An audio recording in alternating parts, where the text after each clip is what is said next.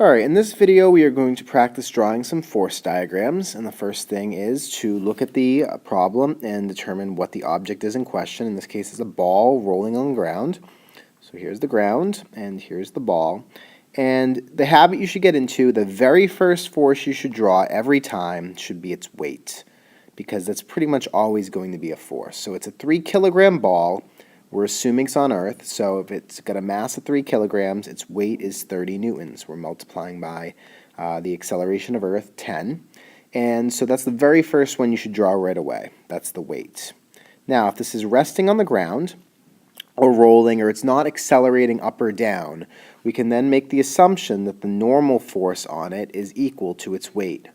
The normal or the support force, depending on how you want to call it. And so that's right away. You can get the weight and the normal force out of the way, and they're going to cancel each other. But they are important. They are there. We should label them.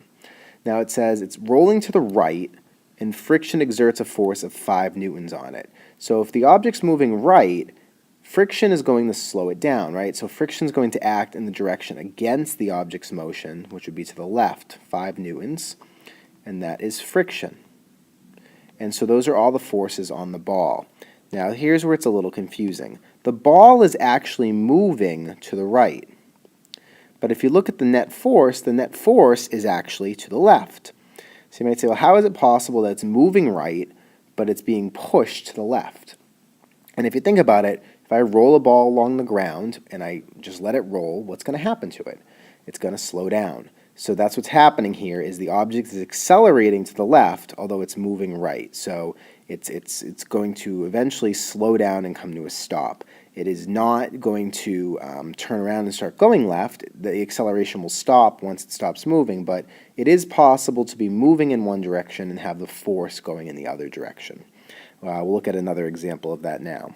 Here's a skydiver, so we're going to start by drawing our skydiver. Very nice, very elaborate drawing. And again, the very first force you should draw should be his or her weight. The very first one, the mass is 75 kilograms, so the weight is 750 newtons.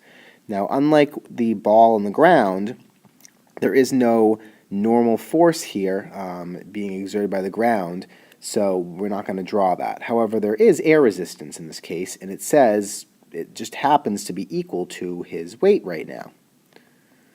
And so that's the air resistance. And that appears to be all the forces acting. So what is the net force? The net force is 0 newtons.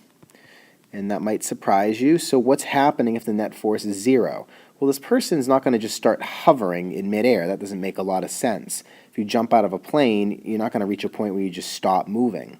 What does it mean? Well, if the net force is 0, remember F equals m times a, all that means is that the acceleration is 0. So if the acceleration is 0, it means the speed is not changing. That doesn't mean they can't still be moving. So when you reach this point, the person is falling at a steady rate. They're still falling, but they're no longer speeding up. And we call this terminal velocity. That's when you reach your maximum speed and you can't go any faster. So this person has reached a terminal velocity. They will not be able to go any faster. Now the problem with that is this is probably too fast to survive.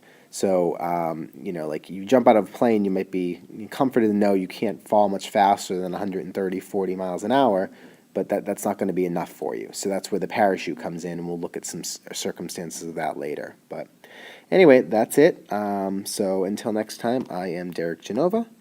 Have a delightful day.